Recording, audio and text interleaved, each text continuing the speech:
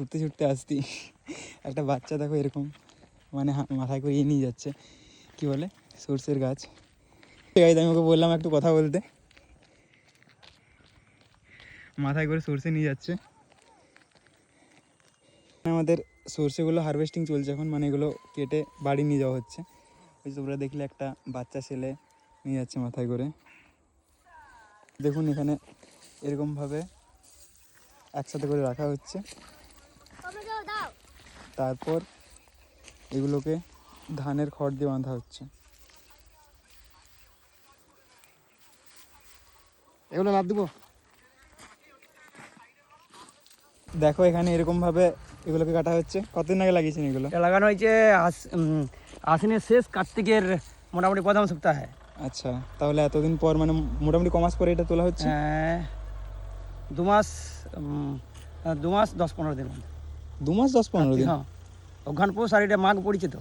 আচ্ছা, 2 মাস 10-15 দিন এত বড় হয়ে যায়? হ্যাঁ, 2 মাস 10-15। তো এখানে 2.5 মাস ধরতে পারো আর কি। আচ্ছা, এখানে ন্যাচারাল বিউটি অনেকটা এরকম। আর এখানে যাদের সর্ষে তাদের ফ্যামিলি সবাই এসে এখানে এটা তোলাতুলি করছে। তো কখন এটা লাগানো কখন হয়, কোনটার পরে? ধান চাষের পরে। আচ্ছা, ধানটা উঠে যাওয়ার পরে এই সরিষা চাষের কাজের প্রস্তুতি শুরু হয়। আচ্ছা, মানে ধান হয়ে যাওয়ার পর তারপর এখানে আলু সর্ষে এসব চাষ করা হয়? একসাথেই হয়, আলু সর্ষে গম, আচ্ছা, পেঁয়াজ, বাঁধাকপি, ফুলকপি। আচ্ছা। তো আঙ্কেল আপনার নাম? আমার নাম গোপীকান্ত মল্লবাবু। আচ্ছা, এই সিমলাতে বাড়ি? দামোদরপুর। সিমলা দামোদরপুর এখানটা। আচ্ছা, মোটামুটি কত কিলো হবে এই পুরো ক্ষেতটার ইয়েতে? এটা এবছর তো মানে জলের অভাবের জন্য সরিষাটা বেশ করে ভালো হয় নাই। আচ্ছা আচ্ছা, মানে জল পেলে এটা ঠিক হতো, মানে এবছর পুকুরের থেকে জল বন্ধ আছে আর কি। আচ্ছা আচ্ছা, তার জন্য এটা বিনা সেচে হয়েছে আর কি। আচ্ছা আচ্ছা, এটা মোটামুটি 50 কিলো হবে। আচ্ছা, তাই এই পুরো মানে ক্ষেতটা?